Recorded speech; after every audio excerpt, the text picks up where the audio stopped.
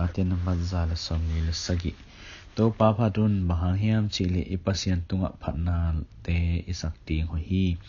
phatna sak ting no ma zong akilom hi to pa in Jerusalem khopi lama ama in akin nil hia Israel te akai khom hi ama in lungsim kitam te dam saka ama meima te atom saki ama in aksi te aphaza ding se a to aksi te ama min chiatin asam hi ito palian a ama wanglet na lian ma hi ama in thu athai tel na pen ngai sut zo ding hilo hi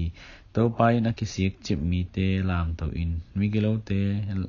leilak den na hi to pa tunga lungdam ko na la sa un la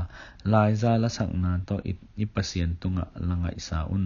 amma in van pi te me pi te to tuamin leitunga ding in gwa bola molte tunga lo pa apo sahi ama in ganhing te le aham van waak no te an avaki ama lungkim na le ama in nom asak na te pen sakol tha na le gal hang te hang hilohi ama asa ta mi te le ama in na kip among te tunga to pa alungkim hi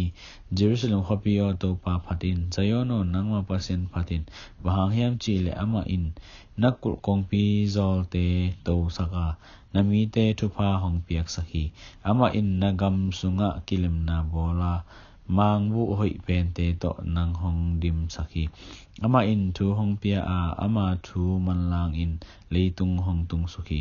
ama in tumul bangin vokhal hong pia a vut bangin vok pa hong the thang hi ama in suang tum bangin atui khal te honglon hia hi toa avot na kwa in thwa zo ding a hi hiam ama in thu pia in to te tui sakhi ama in ahui nung saka tui te alwang hi ama in Jacob tunga ama thu ge na Israel tunga ama nge na kip te le ama biak na nge na kip te again hi ama in to bangin minam dang khat pe tunga bol nge lo hi ama te in ama biak na nge na kip te thei lo hi to pa phatun isim hian la sen thu tung tan chalin to pa he